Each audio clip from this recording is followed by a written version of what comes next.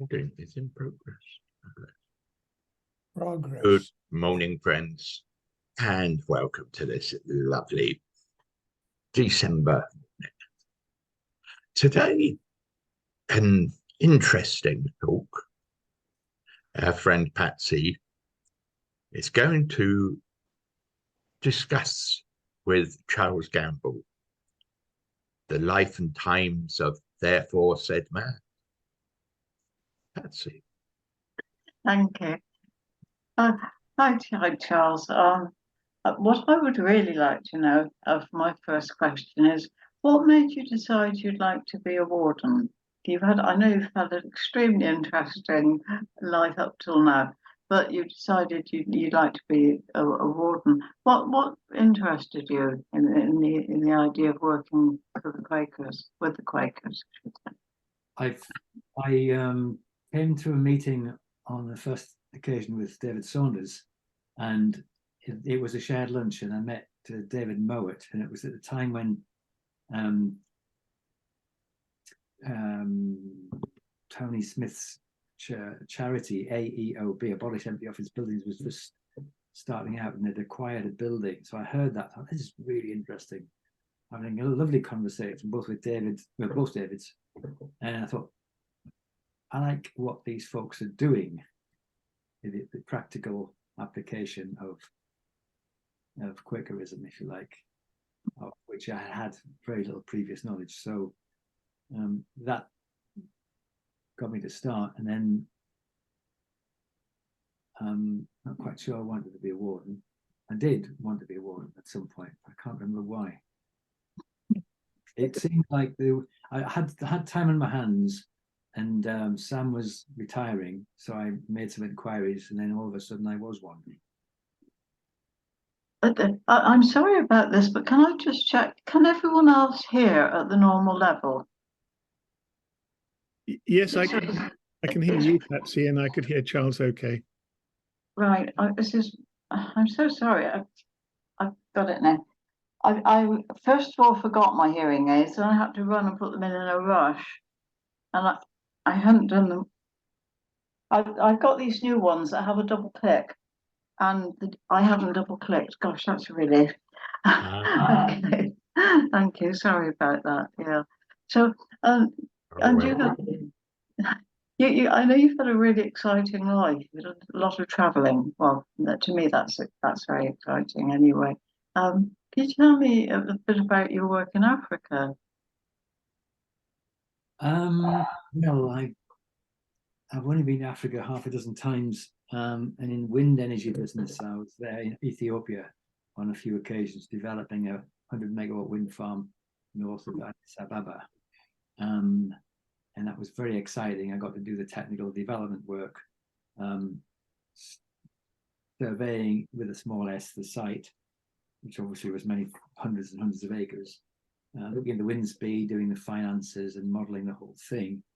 Setting up the turbines in a virtual environment on CAD, and all the cabling and all the rest of it. It didn't actually happen at the end of the day because the politics in Ethiopia changed. The other reason I went to Africa was that I met my lovely wife, Faustina, when she was doing research at the University of Edinburgh. And she had been noticed by the Royal Society for her work in Ghana in trying to get clean, potable water to rural communities. She was at the time working as an officer, not quite an environmental health officer, but approaching that in the district of the municipality. And so I met her in Edinburgh, and that was 12 years ago now, maybe 13. So I went, my first visit to Western Africa was with her, and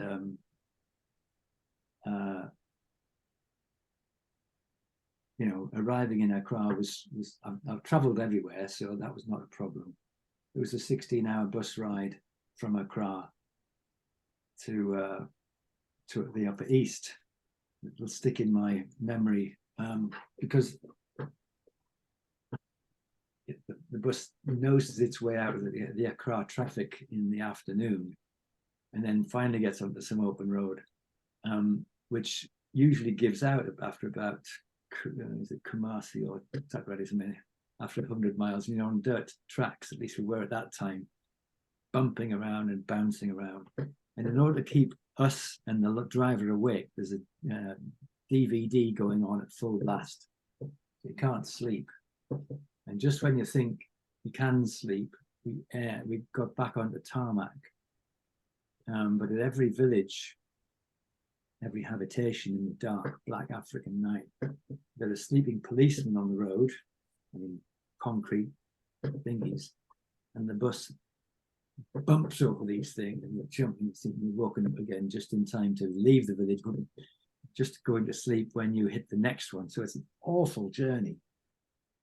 It has improved because the Chinese investment got there, so now there's a decent road, but it's not a journey I relish anymore. I could go on about it. I really enjoyed it. Fantastic. I'm a keen fan of all travel books, so I'll have to be careful I don't keep you stuck talking on that, because it is of great interest to me. Something that occurs to me is that we've got you talking about wind energy before, but we haven't necessarily, the people, everyone here today, aren't necessarily exactly the same people that heard about that. Could you just perhaps summarize your interest in wind energy and solar, isn't it, as well? I came from mining stock in the northeast, and so my ancestors and my family been digging up coal for generations, causing climate change because it was getting burnt by people. So I lived in that environment with the sound and the smell and the clanking of the shunting engines and the dirt and the blood and the muck. And my first work was in power stations, my first apprenticeship, my apprenticeship, where we were burning this stuff to make electricity. And that apprenticeship took me to large power stations and small, 500 megawatt sets, which is a lot of just unimaginable amount of power. If you've never visited a large power station, I highly recommend it. But where effectively or metaphorically the sweat of my family and my ancestors' work was being pounded into a powder and blown into furnaces to create flames 150 feet high in a boiler, which would the flue gases would pass through the boiler, through the superheater, through the economizer, and through the electrostatic precipitator up the chimney, taking all the carbon dioxide with them, and a third of the heat energy in the coal, and the rest of it would go into the water and raise steam at 550. How many bar? I forget how many bar. Jeffrey's going to pick me up on that one. 550 degrees C, which is basically a dull red glowing of steel. And this steam would go to a turbine, and half of the energy in that steam going to the turbine would end up in the condenser to provide a vacuum at the end of the turbine. And the remaining third or slightly less of the energy would turn the generator and end up as electricity, of which about 85% would end up on the grid, and that would go to somebody's house where they'd turn the light on in the room and then leave it with no one in the room. What a waste. So I saw how energy was produced, and it's just fantastically, these cathedrals are engineering fantastic. But when I was 30, I had a sort of a Damascene conversion. I found out about wind energy, and it had been tickling away at the back of my brain. And I said, there had to be a better way to do it. There had to be a better way to do it. And I left my job, which was in a pointless but high-tech environment, left my girlfriend, left my country, went to California, and got a very high-paying job within 2 days. Wow. And after 2 days, I turned up drove down to Tehachapi in the mountains, and at 5:30 the next morning I was up there with the team that I'm supposed to be working with, dawn was just thinking about it, looking down on the Mojave Desert, and twinkling in the distance was Edwards Air Force Base, and way over there is the glow. It's Los Angeles, 80 miles away. And I'm standing in a foot of snow, and there's a above me. I looked up. It's a Nord Tank NTK 55 kilowatt turbine, and there's a cold wind blowing, and it's just turning invisible air into invisible electricity, just like that. And I was hooked. There's no other word for it.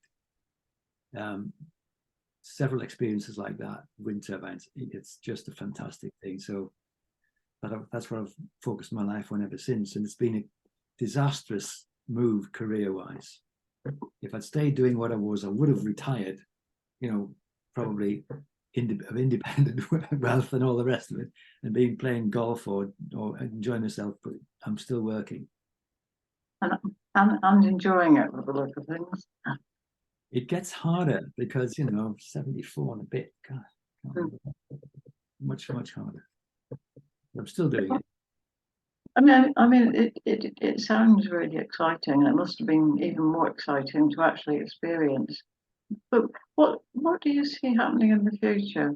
I mean, people like me who don't really understand much about electricity or power production, what do you see in the future? Because we hear all these sort of stories about what's going to happen. What do you think is going to happen? How are we going to be keeping warm, keep being able to see, and not burning up the planet? A big question. I think that the response of governments around the world to the climate crisis is utterly, completely inadequate. And I think we're headed for a 3 degrees future, which I wouldn't wish on anyone. It'd be disastrous. Human life might well come to an end. I think we'll all end up in wars over resources, immigration. We've seen, climate-induced immigration will turn into millions or tens of millions. The country and societies in the West will not survive that. It's a very bleak picture. Already with 1.2 degrees, where my wife was born, the effects of climate change are dramatic already. It will become uninhabitable, possibly as far north as Spain and Italy and Greece. Where are they going to go? They're going to head north. No, I think it's very bleak, and I'd be curious to see what happens, but I wouldn't want to live through it. Don't think I will. The growth of renewables, because I can only talk about the stuff of which I know, has been fantastic over the last 35 years, from this little very low-tech Danish turbine to the fantastic technology that one has now.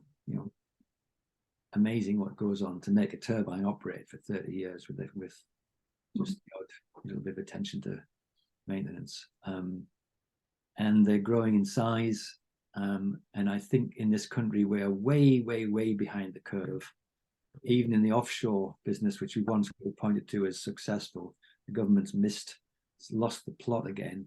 And we've now fallen behind the rest of the world. We're losing out to Brazil, the States, and Indonesia in terms of offshore wind.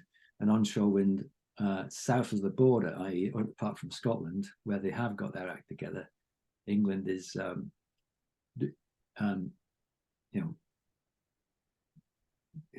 committing to a future of no onshore wind. I appreciate that even if we had 5,000 turbines of the size that we put up in Avonmouth this year, the effect on global climate would be minuscule, but it would be something. It would be, I can't do the maths, a few 100,000 tons of carbon. And we need gigatons of carbon taken out. So go back to my first comment that the nations of the world are not doing anything like enough. Really, the only future we can be looking at is war. It will be war, won't it? To keep out people from nearer the equator who will have to come north or south to be able to survive, and frontiers will go up and barriers will go up. Is that the future that you imagine? I think that might possibly be the case. I think the problems and the difficulties of living with climate change might encourage, populist and right-wing dictators to arise. Heaven knows, we've just got one in the Netherlands, is it? And if Trump gets back in, I mean, it's so easy that the populists do. I don't want to get into politics too much. It's not something I know much about. But it's easy to whip up anger about things that people don't have, when in fact we know why they don't have them. They've been taken away. And it could so easily happen such that the reaction to increased pressures on migration is violence and war. Yeah. Sorry about the doom and gloom. No. Have you got any? I mean, I've been finding it really exciting hearing about the alternative sources of energy. As I say, coming from a completely ignorant perspective, I've been thinking, oh, this is wonderful. We're going to be okay. We're going to be able to get enough energy from solar power and from wind, especially wind in this country. I'm wrong, aren't I? It's proportion. I think it's about 14 gigawatts, that's 14,000 megawatts of onshore wind in England, Scotland, and Wales at the moment, and about the same offshore. The government's plans and manifesto, if you like, was for 50,000 megawatts offshore. So they've got to add another 36 that by 2030, and that's only 7 years away. But the auction failed because they didn't listen to the industry. The auction for contracts for difference. So, they're going to miss that. We'll miss that target. It is a bit galling that north of the border in Scotland, where I lived happily with Christina for a bit, was so go ahead and recognises that one of Scotland's benefits is that it is surrounded by vast natural resources, wind being one of them, and is really putting up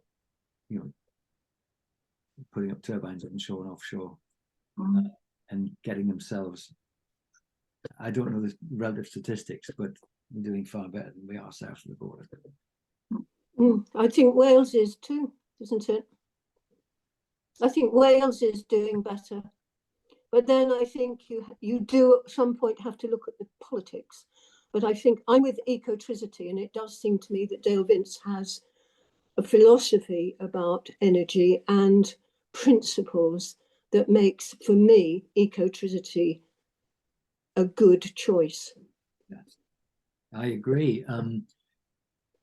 I think Wales is starting, but it's starting very late. And every time I drive across, the last time I drove across Wales with Faustina to Aberystwyth, and I gaze upon the empty, all the energy leaking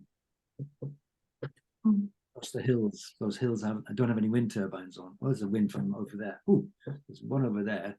There's a single turbine there. But all of those plateaus at about 1,000 feet could be generating energy, which the local farmers would love. The working in the wind energy group in the middle of the 80s and early 90s, we put up the first wind farms in Wales, at once some inland from Machynlleth, one inland from Aberystwyth, and a Cornish one. And they were the first, and it wasn't the first in England, it was the second group in England. And they're still there. They've been repowered with more modern machines, but the rest of the hills, by and large, are still empty. And Wales could be a massive exporter of electricity if it put its mind to it, as could Ireland. Sadly, I have just read that the community of Machynlleth is now closing down. But could you say that again? I didn't quite catch. The community of Machynlleth which is an alternative technology group who lived by the land with all green, lots of green initiatives. Right. Are now closing down. You know, I remember it well because on the way back from yearly meeting, which was in wherever it was, Jeffrey, Hillary, and I went there. That's good. On the way back. I've been to CAT a few times. Centre for Alternative Technology. Been there a few That's times. the place that is now closed down, I'm afraid. Going to be closed down, I'm afraid. Yeah.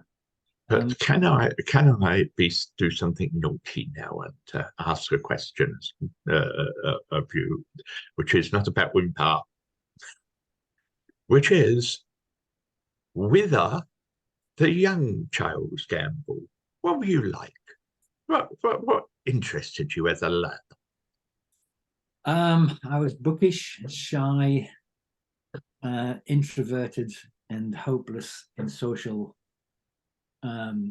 gatherings, painfully shy. We had 21 books in the house. One of them was the Bible, and I didn't care much about that. And the other two were full sets of encyclopedias, one the children's encyclopedia and one the New Book of Knowledge. And I read them from cover to cover. So I was a nerd. Played with electricity, played with water, played with anything I could really. And in the house in which I was born, Hill House, appropriate name, was on a hill, looking out over a deep sand quarry just outside of our front garden, going down hundreds of feet, which was an active quarry. And then round to the left, there was the headgear of the Epidon Colliery, where my father was the engineer. Swinging round, there's the nearest bunch of houses, which are still there. And further round, looking down the hill all the way into looking westwards into East Durham, and you could pick out landmarks from everywhere. So it was a very isolated spot on a hill. A tied house, which my father Winston and mum Eleanor had from the coal board. And my mum cooked. It was like a 4-square house, door in the middle, big rooms, front and back each side, and 4 bedrooms up, with a back garden in which my father grew vegetables that we ate. My mum had a gas ring in the scullery on one side of the front door and a coal range in the kitchen on the other side of the front door, on which she made everything. A kettle on the hob which could be shoved into the coal, pulled out if you wanted to boil it. A small oven, and she made food for us all. Simple food. We never had any money really. Plenty of stodgy things, suet puddings, and the suet pudding was a long thing, and at one end it had a lump of meat inside. The other end it would have a bit of some blackberries and raspberries or something, and it would be served like that. Yorkshire puddings were served before the main meal because we had to get filled up, and not because there wasn't enough meat to go around. We were all born in that sort of time when the UK was just about bankrupt after the war. There wasn't much around. I don't remember rationing, but I think my older brother does. Now, I was bookish, shy, too intelligent at school, so I was bullied for being too the smart ass and being able to answer the questions that the teachers asked, and hopeless with. I wasn't really sporty. I'd wander around the school with my equally bookish mates, staring at the ground, wondering about plants that we were walking over, or Einstein's theory on relativity. Anything would play football.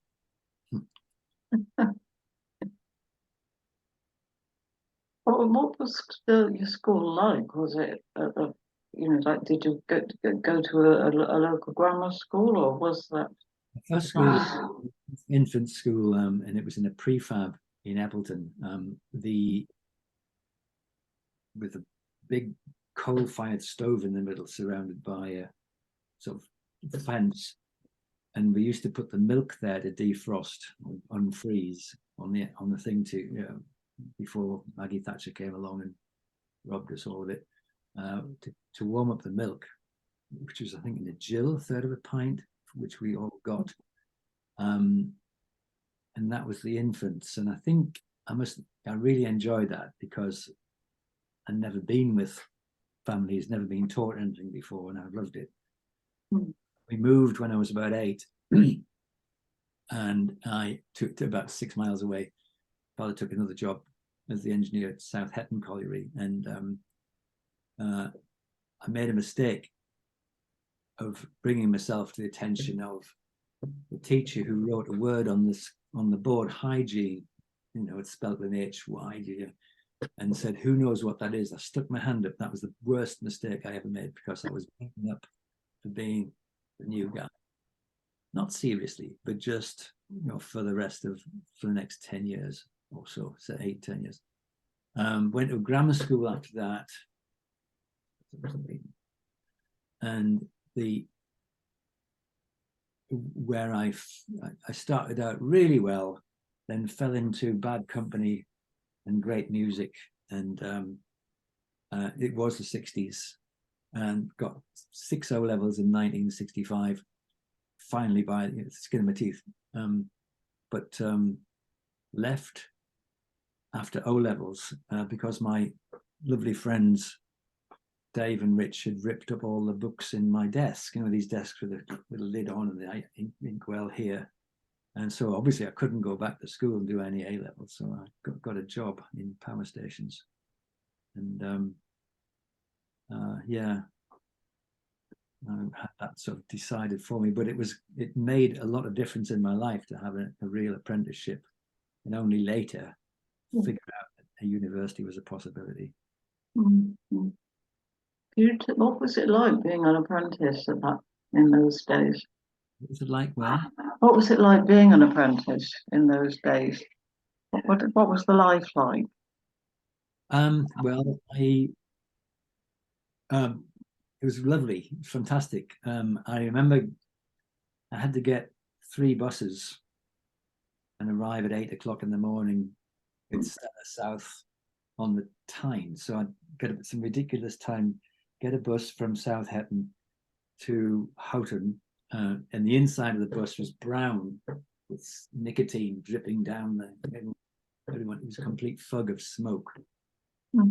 It's meant strength and woodbines. Then I would get on another bus, the express bus to Newcastle, get off at the bus station, walk across to the next bus station in the west of the city, and get a 3rd bus to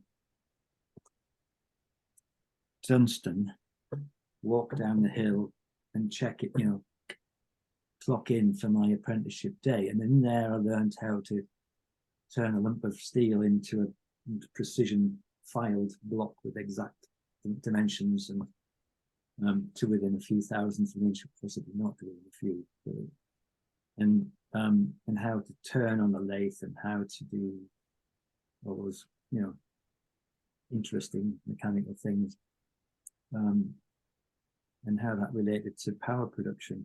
Very good, fantastic apprenticeship. And then after the apprentice training school, got let loose in power stations, and being studious, I used to walk around Blythe or Stella power stations with a foolscap hardback notebook, drawing, you know, the instruments and drawing the stuff that I was seeing, and drawing schematic diagrams and trying to understand, you know, the steam goes in here and the temperature there, that's the safety valve, and that goes like that. All about it. It was an incredible opportunity to learn stuff. Loved it. But you decided you'd like to do something a bit more academic next. I read, having not had A levels, I went to various technical colleges in Peterlee and Easington and stuff which is, you know, ONC and HNC and FTBE were on an H. I didn't pass my HNC 1, I don't think. And the reason I'm an electrical engineer is I failed the mechanical at some point. But anyway, at some point, I read in the Newcastle Journal, I can almost see the picture, an article by Professor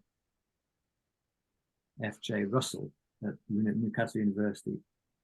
And he was explaining why, in order to become an engineer, chartered engineer, you have to have a degree.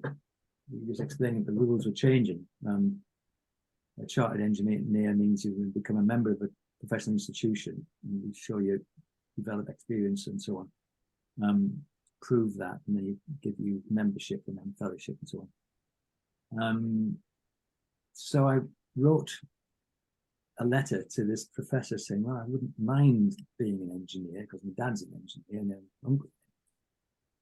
And he invited me to Newcastle University. I've never been in the university before. And I do remember I was wearing my most nerdy corduroy brown jacket and feeling very, very shy and out of place, sitting in this Professor Russell's office, big desk full of books, walls of books behind him. Wow. I've only got 3 books to choose from, 2 encyclopedias. But by this time, I was reading other stuff, mostly science fiction. So that was an image from the past. And he said, well, why don't you come? I said, all right. And, 4 years later, I got the only first-class degree in the entire faculty.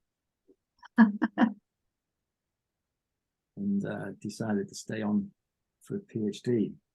I rather wish I'd gone to a different university for a PhD, because I spent 7 years in one place, and it would have been more interesting to go somewhere else.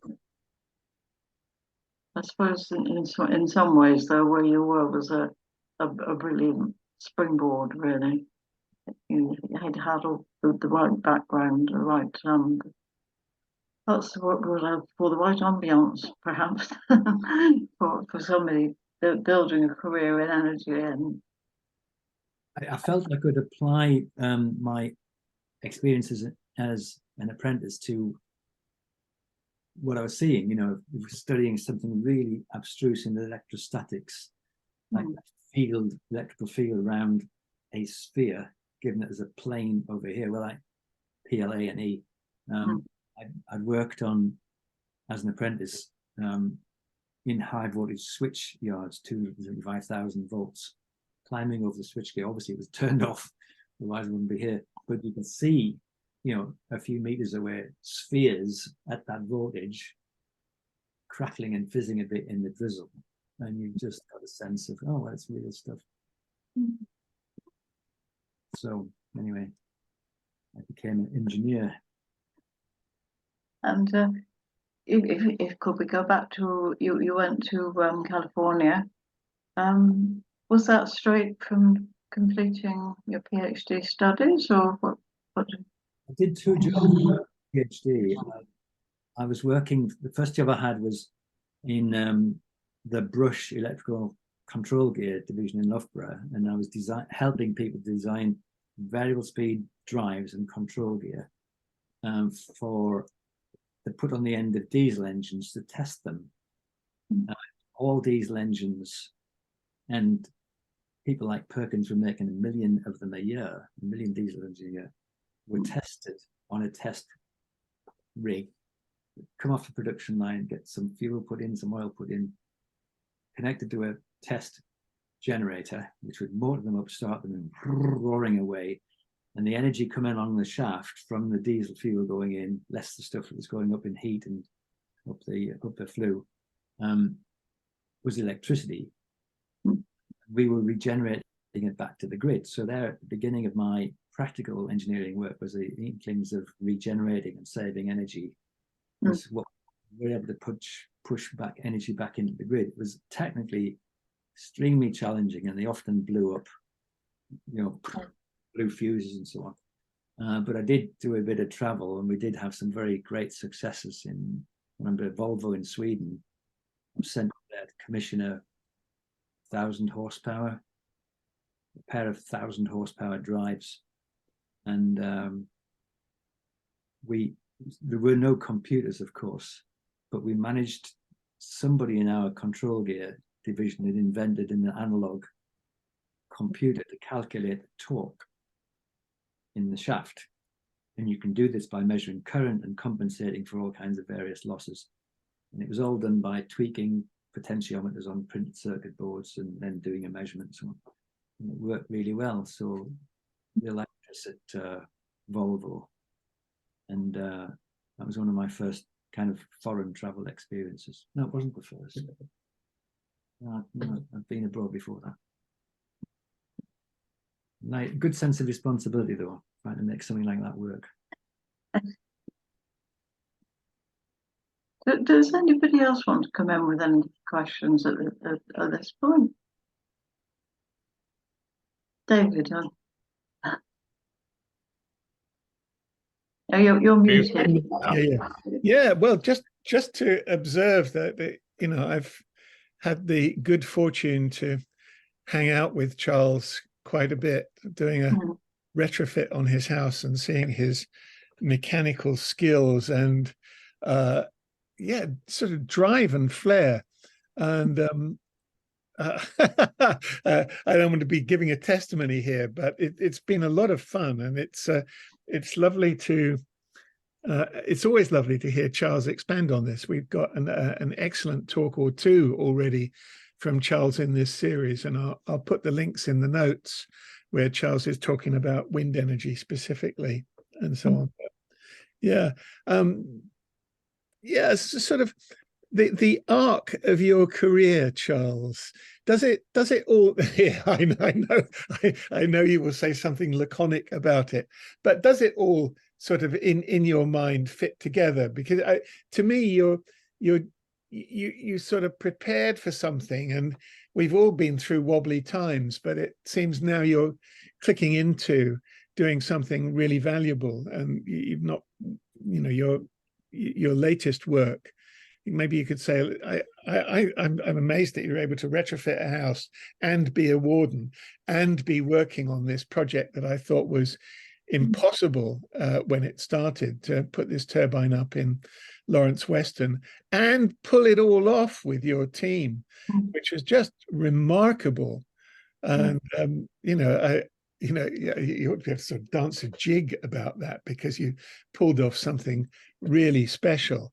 And I think it's leading into sort of, you know, you may be at past retirement age, but it seems to me that you're moving into something really valuable at the moment. And wonder if you'd like to say something about the arc of your career and what it is that it's now what you're doing. There's been a mostly going down, as I sort of implied before, to change one's direction from let's say working on diesel engine variable speed drives to I mean, I knew about variable speed drives because my PhD is in power control stuff, and it became useful later in the wind business. The next job was for 2 years I was in metal box research and development, which is fascinating because I got to lead a team of hardware and software engineers when computers were brand new. My first job, almost in week one, was there, and my boss, Mike Burton, who we still talk to, said, well, people in the offices, you know, there was the mechanical division, there was the people that did the plastics, people that did metals, people that did paper or packaging stuff. They don't know which computers to use. Computers, have you heard of the word computer?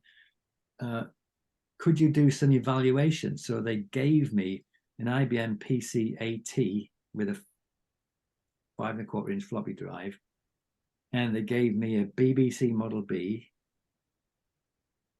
a ZX Spectrum, and something else, which people in the offices were starting to use to try and do business control and spreadsheets and stuff. So I had to evaluate these things. And of course, I was completely unused, didn't know how to do.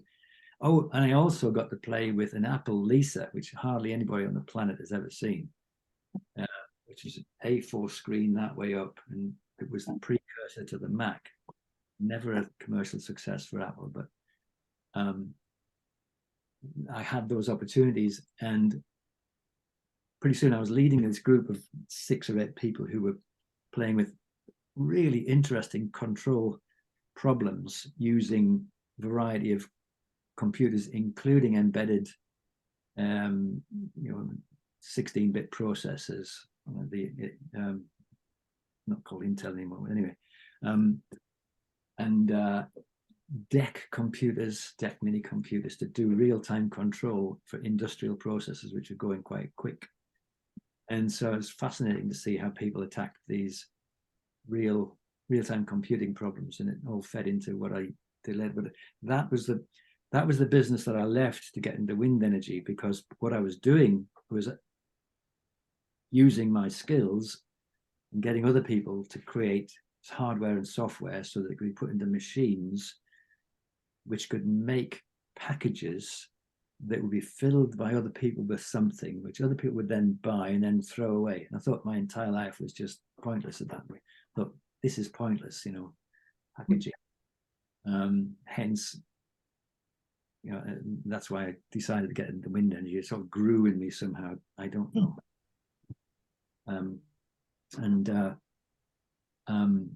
But arc of the career, yes, got into wind energy. The company I was with in California failed after a year, and came back to England, worked for a fantastic 6 years at the Wind Energy Group, which was a consortium of British Aerospace, GEC, and Taylor Woodrow, based in London. Big consortium developing a large turbine on Orkney. I wasn't involved in that one. I was involved in the smaller machines. And we got to do research and development on a real wind turbine. I think I created, from my knowledge of variable speed drives, I created the first variable speed wind turbine in the UK on a test machine in Ilfracombe, 250 kilowatt machine.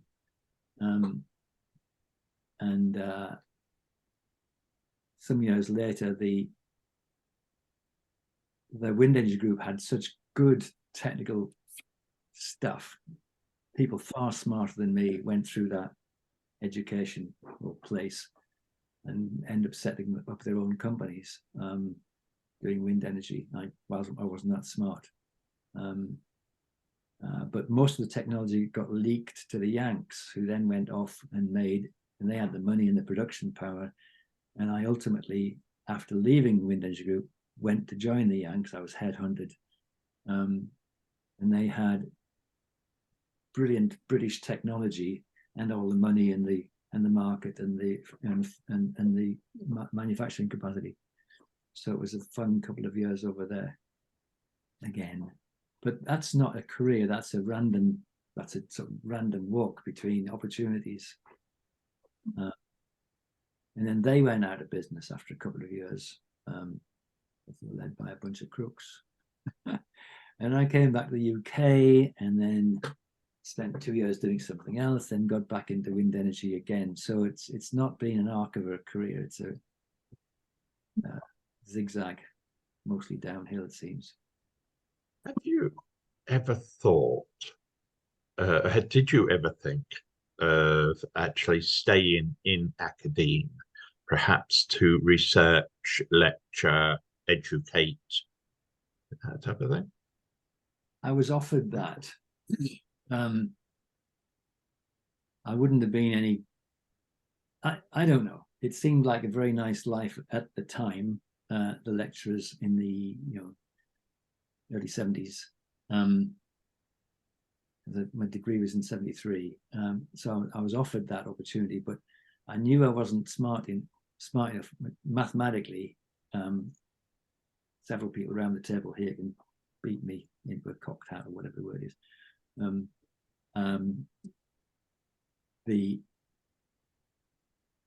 my PhD, I wasn't, what was available was field theory, but I couldn't get my head around it. So I did everything numerically. So I was trying to solve, and Jeff, you'll understand this, multiple order differential equations numerically by Newton-Raphson's method and stuff. And it was just chewed up hours and hours of IBM 370 CPU and came up with an answer which was ultimately wrong.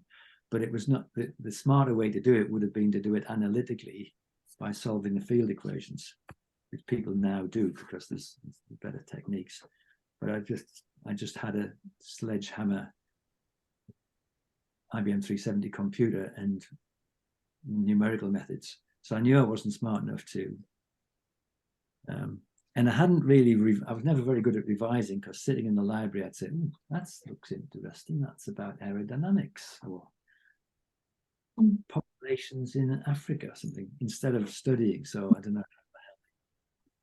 Yep. I was Same never thing myself. really academic. I was just curious about everything.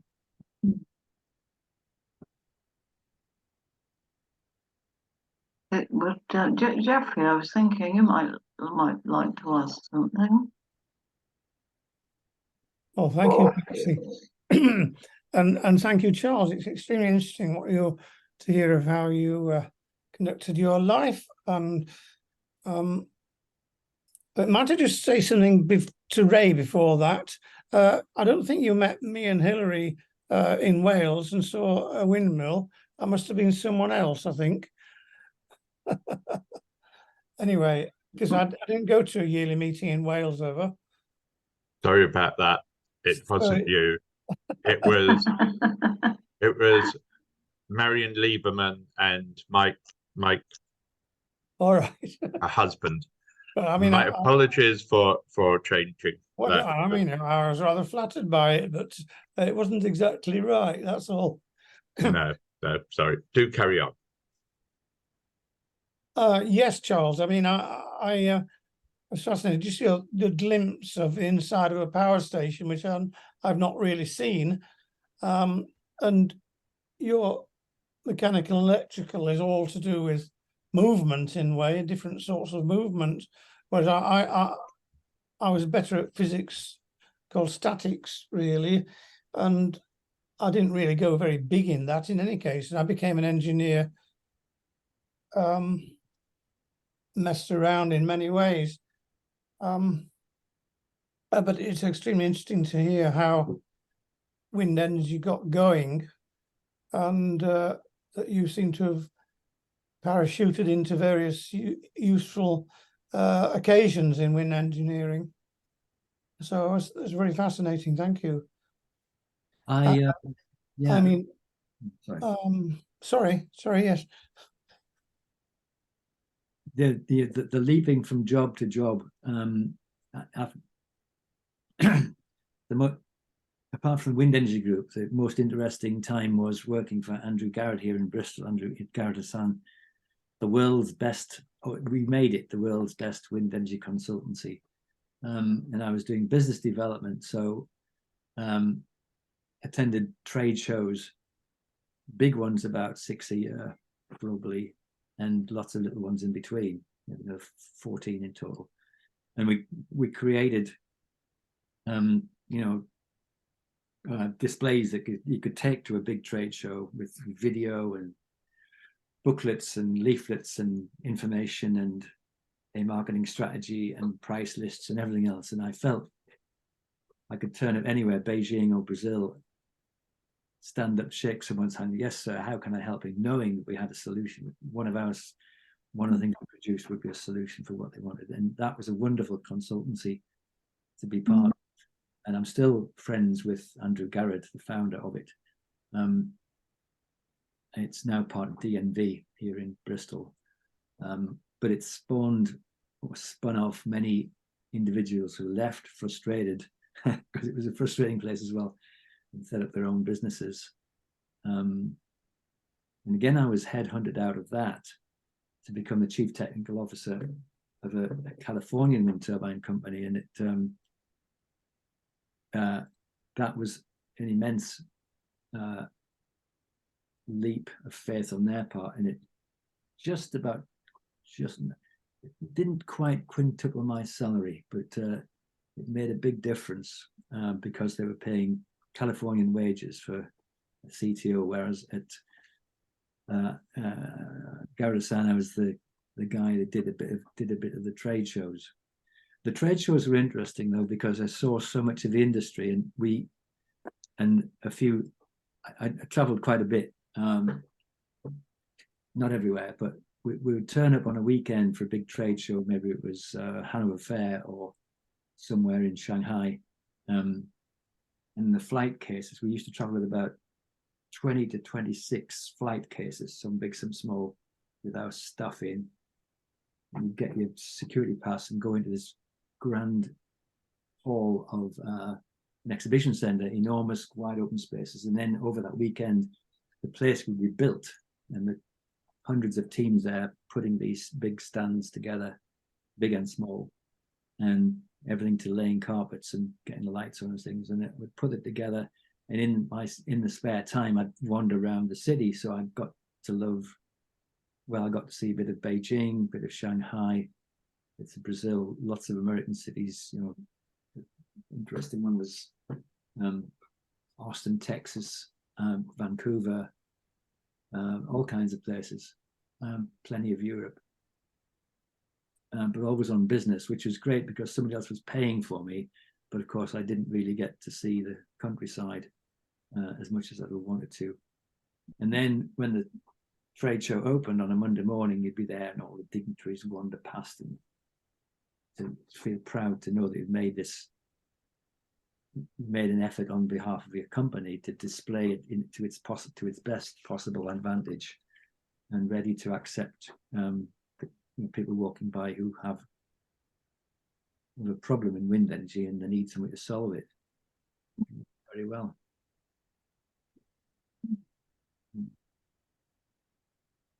Yeah.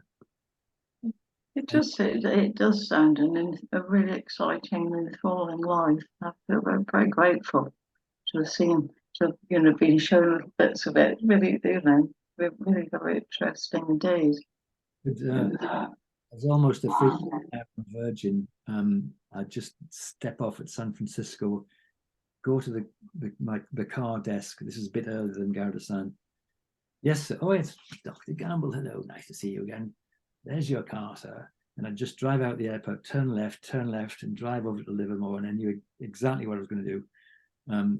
Sometimes I didn't have the same car. I once rented a red open-topped Chevrolet Corvette, just for fun.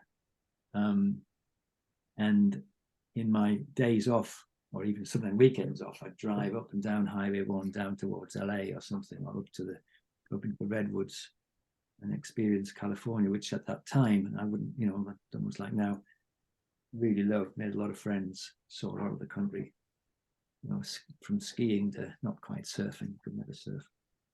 But to be able to do that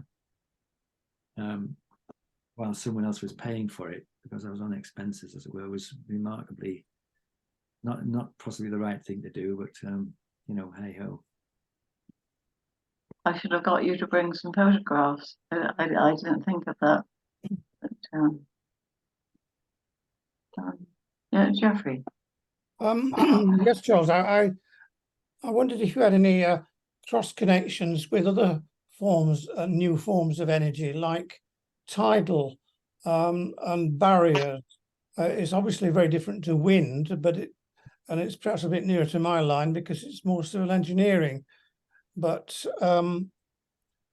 tidal barriers in the Bristol Channel or the Severn Estuary, for example, there was, when I was studying 50 or 60 years ago, there was one notable one in Brittany in France, or Normandy. It's still there. Yes. Well, this is just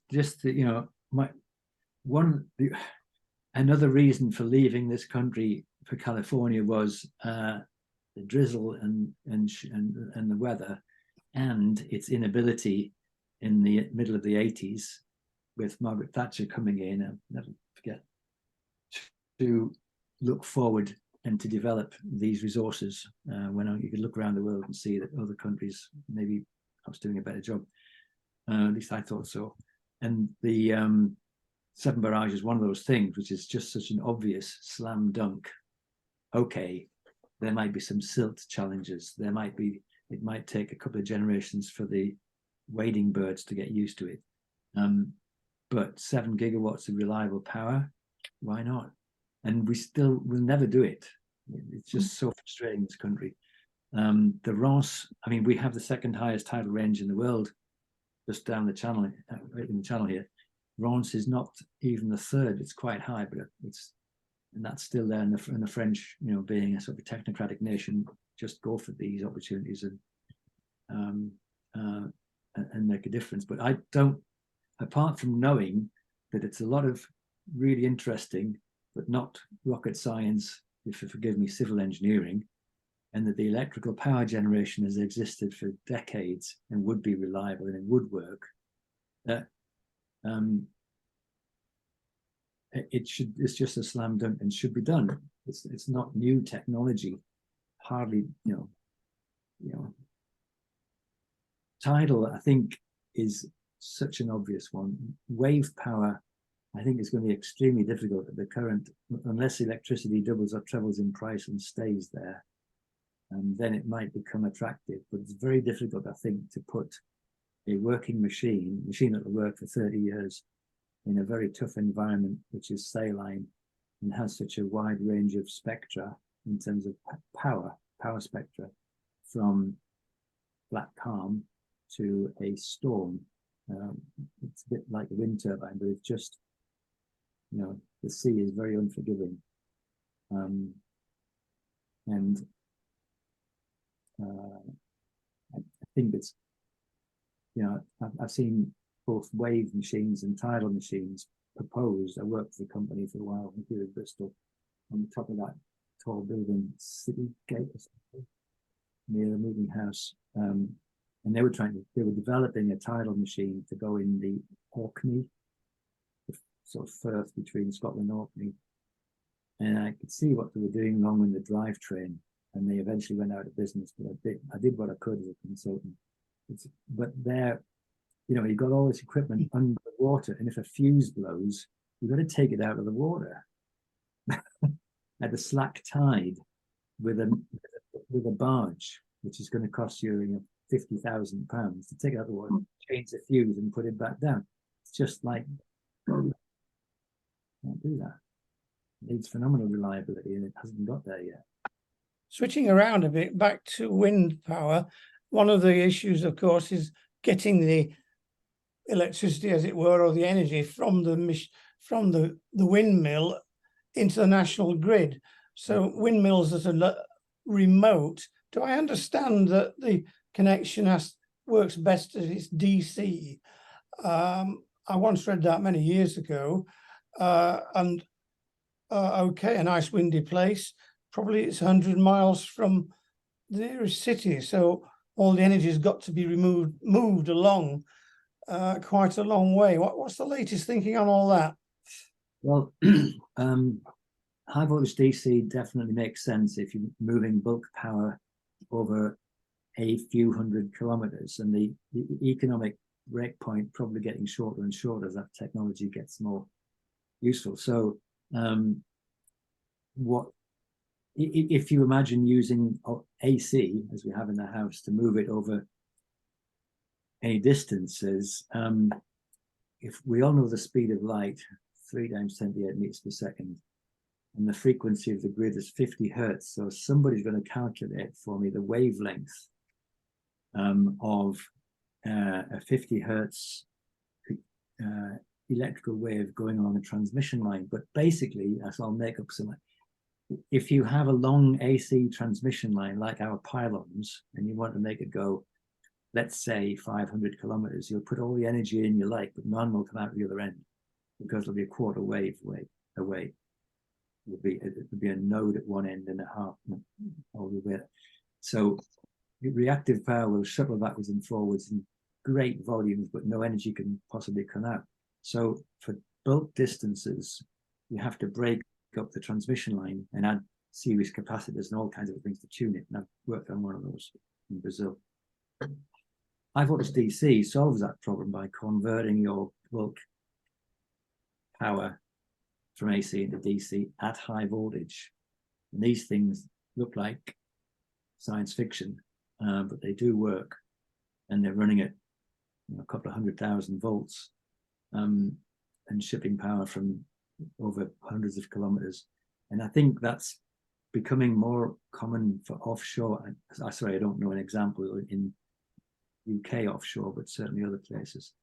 And it's been very common in nations like Canada, which have hydro resources up in the north, and they've got to get power down to the population that lives on the border, basically. Now, HVDC is very, very interesting, and has fewer losses overall than AC at that power level, and it doesn't matter what distance you go, and you've only got to run one cable because the Earth return works as well. Very interesting stuff. David.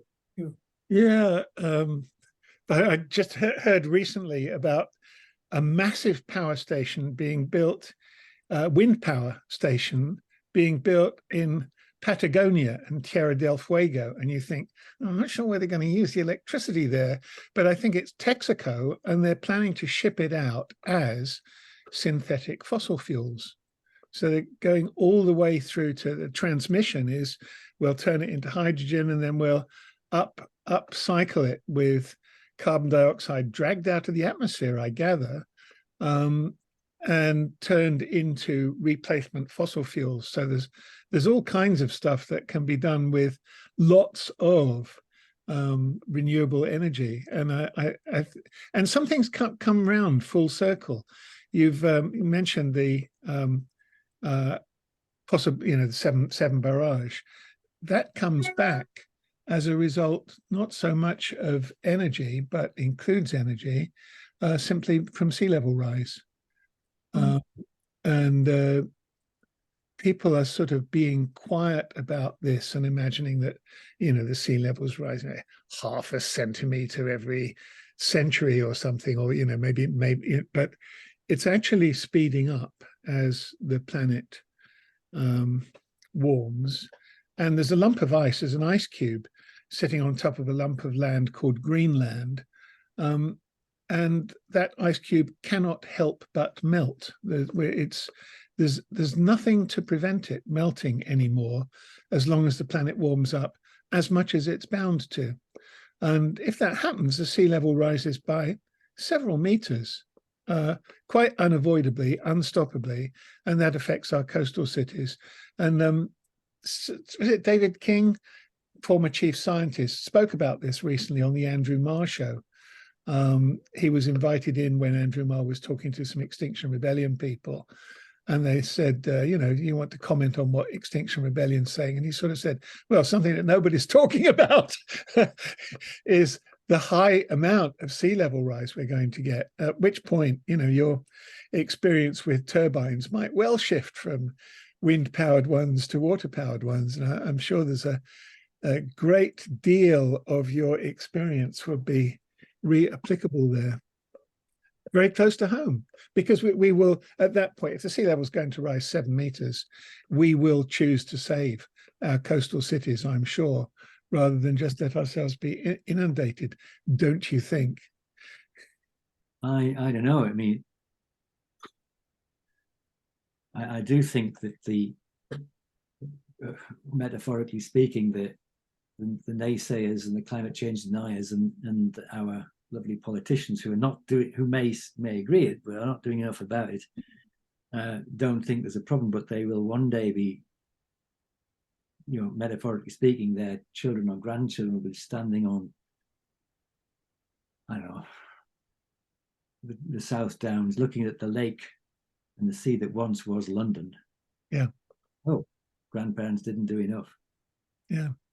And it'll be the sea that once was London and once was New York.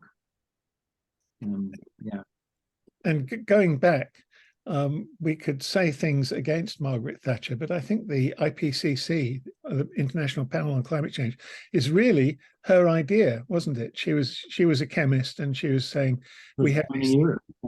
Yeah. And recently, just a couple of weeks ago, we had Chris Stark, who's the chief exec of the Climate Change Committee, gave a Cabot lecture in Bristol.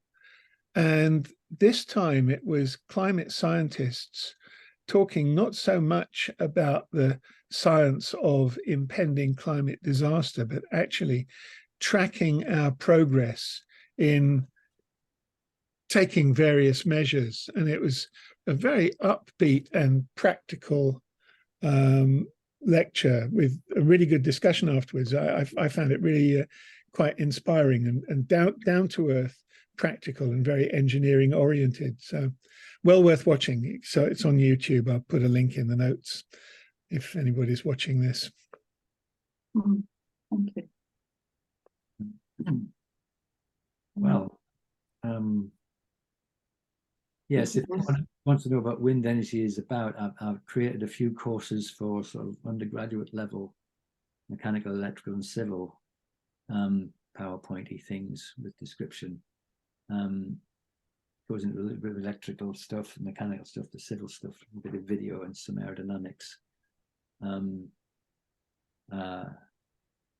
But that's possibly for another day.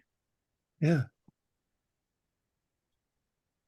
We're coming up to that witching hour. I want to ask you a question. You and I have reached our early 70s. Is there anything that you would say I would like to have done or would like to do before the pipe and slippers come along? That like to have done or like to do yet. There's lots of stuff I wish I'd done better, differently. Gosh. There's a question to end with. Yeah, sure. I wish I'd spent more time with my children. Yeah. So all this rushing around the world for an exciting, oh, let's go to California. They got left here, so yeah, that's a big regret. It didn't work at all.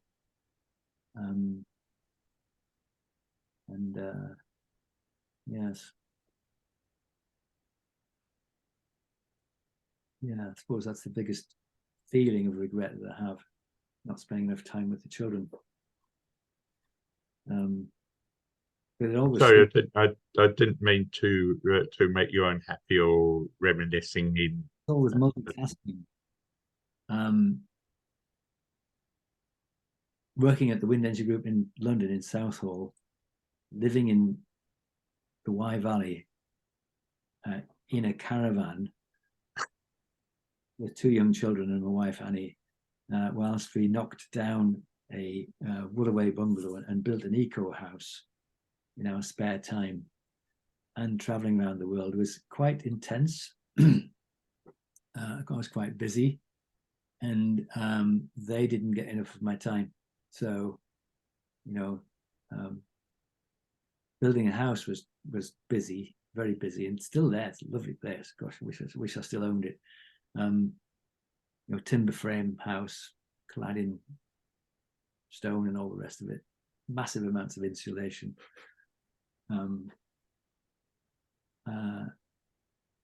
And holding down a responsible job, running an engineering team, and traveling to California every month and so on. Yeah, the children got the short end of that straw, unfortunately. Yeah. What I'd like to do in future, some of the time, because I'm still working, I'd like to be able to bloody well stop work. I'd like to just get to the point where I ought to have been with enough of a pension so I could actually stop and have a bit of a life. I think that's a natural enough thing to want, because I live on a pension at the moment with my rent paid by the council and things like that, and a reasonable, quiet existence with my books and music and wonderful Quaker friends, I might add quickly. So, well, any more questions for Charles, please, folks?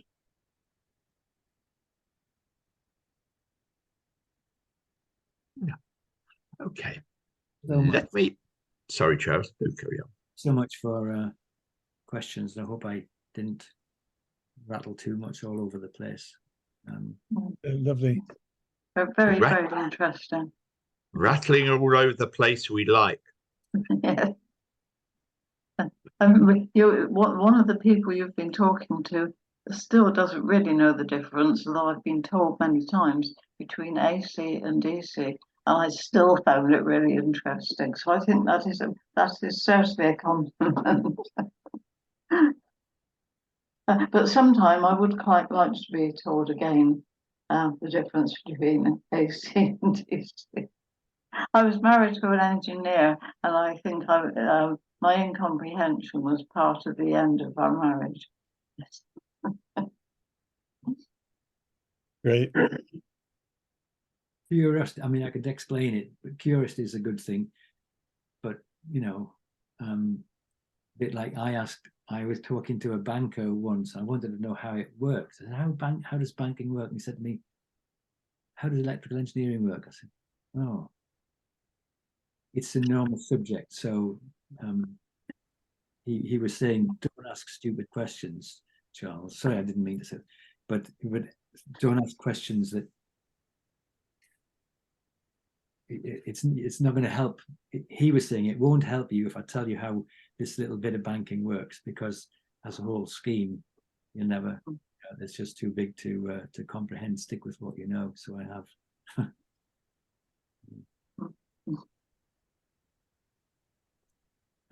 Yeah. There you go. It's a big, complicated world. Oh, it is. It And is. we've all got our bits of it, and that's what makes it fascinating. I love it that we have this these regular talks, and it gives us a chance to learn a bit more about each other in different ways and bring in things. And we're well over 100 talks now, and it's great to have Charles back and hear about the wind energy in context of a life. A life well lived, as the phrase goes. Yeah. But, friends, next week, here's something to interest you. Christopher Denham is giving us a speech next week. The title is The People in the Picture. No idea what he means. Enigmatic, eh? Yes. But come next week and find out. And as I say, tell other people about this one. They might be interested. Great. So, as we wander off to find their lunch, I go back to work. Yeah. and Charles goes back to work, I will see you all, good friends, if not on Sunday, next Friday. Right. Thank you, Ray. Thank you, Charles. Thank you very much, Charles. Thank you. Pleasure.